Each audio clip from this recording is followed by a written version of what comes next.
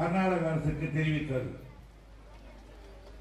நமக்கு தமிழகத்துக்கு தர வேண்டியது நிறைய இருந்தாலும் அவருடைய அடிப்படை தேவைகளை போக்குவதற்காக ஒரு நாள் ஒன்றுக்கு ஒரு டிஎம்சி நீங்கள் விட வேண்டும் என்று சொன்னார்.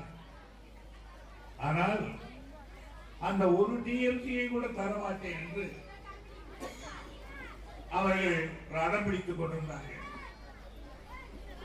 இதுவரையில் பத்திரிகைகளுக்கு தருவது, சர்வகட்சி கூட்டம் நடத்துவது என்ற போக்கில் கர்நாடக அரசு நடந்து கொண்டது.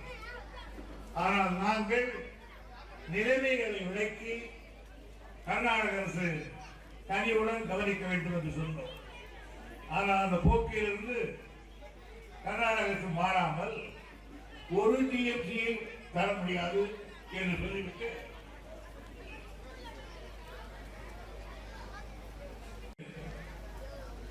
8000 யூனிட் தருகிறோம் என்று சொல்லுகிறார்கள். அதாவது ஒரு டிஎம்சி என்பது 11,574. அது கூட தராமல் 8000 தருவோம் என்று சொல்லுகிறார்கள்.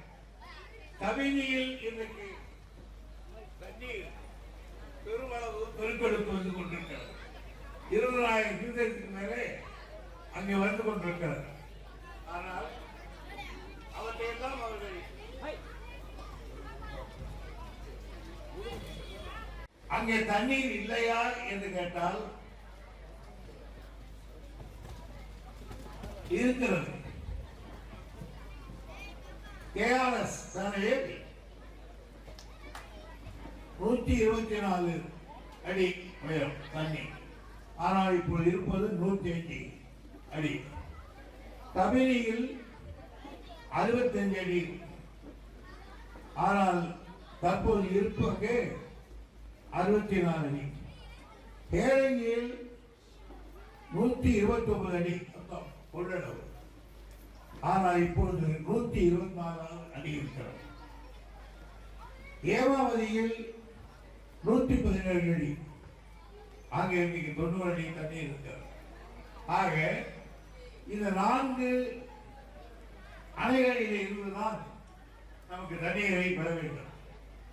ஆனால் அதற்கும் குறைவாக நாங்கள் 800 தான் தருவோம், 700 தான் தருவோம் என்று சொல்லிக் கொண்டிருக்கிறார்கள். இதுவரையிலே மேட்டூர் அணைக்கு அவர்கள் 15/7 இன்றைக்கு வரையில் நிலவரப்படி மேட்டூர் அணைக்கு 4047 கனஅடி தான் வந்திருக்கிறது. இது குறித்து நேற்று மாலை நம்முடைய முதலமைச்சர் அவர்கள் எனக்கு பேசினார்கள். இன்றைக்கு நிலைமை என்ன என்றால் தண்ணீர் அங்கே மிக பயமையாக வந்து கொண்டிருக்கிறது. மேலும் இவ்வளவு தருகிறார்கள் என்று பார்த்து அடுத்த நடவடிக்கை என்ன எடுப்பது என்பதையும் நான் இன்றைக்கு முதலமைச்சர் அவர்கள் தொலைபேசி எதிர்பார்த்துக் கொண்டிருக்கிறேன். சென்னை பின்ன பிறகு அது குறித்து நடவடிக்கை எடுக்கப்படும். ஏன்னா இப்போ அனைத்து கூட தண்ணியை விட்டு கட்டி வைக்க முடியாது தண்ணியை.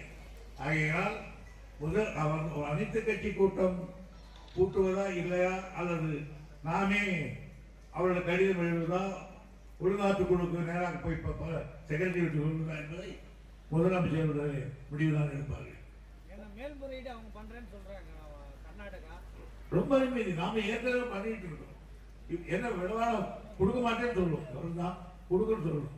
ஒன்றை வச்சு கொடுக்க மாட்டேன்னு சொன்னாலும் கொடுக்க மாட்டேன்னு சொன்னாலும் இன்னொரு மழை அதிகமாக பெய்ஞ்சுன்னா நீங்க வேணாம்னாலும் கொடுத்துட்டு ஆகணும்.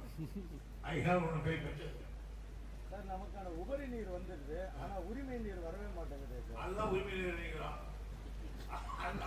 அதான் உரிமை நீர் நினைக்கிறான். அதே போல நேற்று எதிர்கட்சி தலைவர் எடப்பாடி பழனிசாமி காட்பாடியில் சொல்லிட்டு போனாரு, பார்க்கறது இல்லை அப்படின்னு குற்றச்சாட்டு வச்சுட்டு போறாரு. நல்லா இருக்காருன்னு சொல்லிட்டு போயிட்டாரு. அவருக்கு இதை பற்றி அதிகமாக தெரியாது. அதாவது கூட்டணி என்பது கூட்டணி என்பது அவங்க ப்ராப்ளம் இருந்தது. தாயா இருந்தாலும் பிள்ளையா இருந்தாலும் வயிறு வேற தான், அது ஒன்று மாறுபட்ட கருத்து இல்லை. அவர்கள் இருக்கிற போது குண்டுராவ் அங்க இருந்தார், ராமகிருஷ்ணன் எட்டே இருந்தார். அப்பெல்லாம் அப்படியே சொன்ன உடனே மன்னர் கலந்து விட்டாங்கன்னா இந்த காவேரியுடைய வரலாறு ஆரம்பத்தில இருந்து கிட்டத்தட்ட அதுக்கு முன்னாலே 77 71 இருந்து நான் படிச்சுட்டு வரேன்.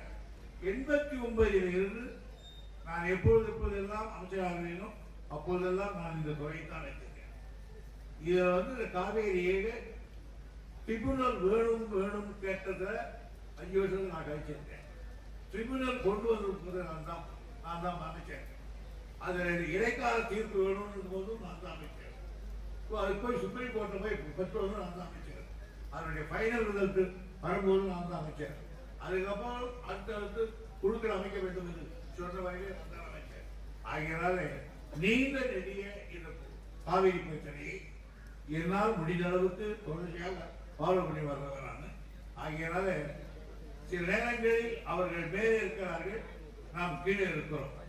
ஆகிய சில நேரங்களிலே நிலைமைகள் லீக் போக்கு அறிந்து இது அழக வேண்டும்.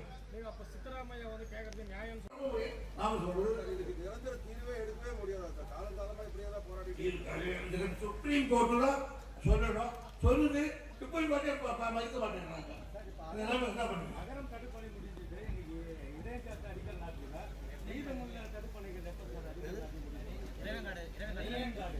அகரம் முடிஞ்சது தடுப்பணை, இடையங்காடு இன்னைக்கு அடிக்கல் நாட்டுல மீதமுள்ள 4 தடுப்பணைகள் எப்ப இந்த வருஷம் தான் நான் அலோவ் பண்ணியிருக்கோம்.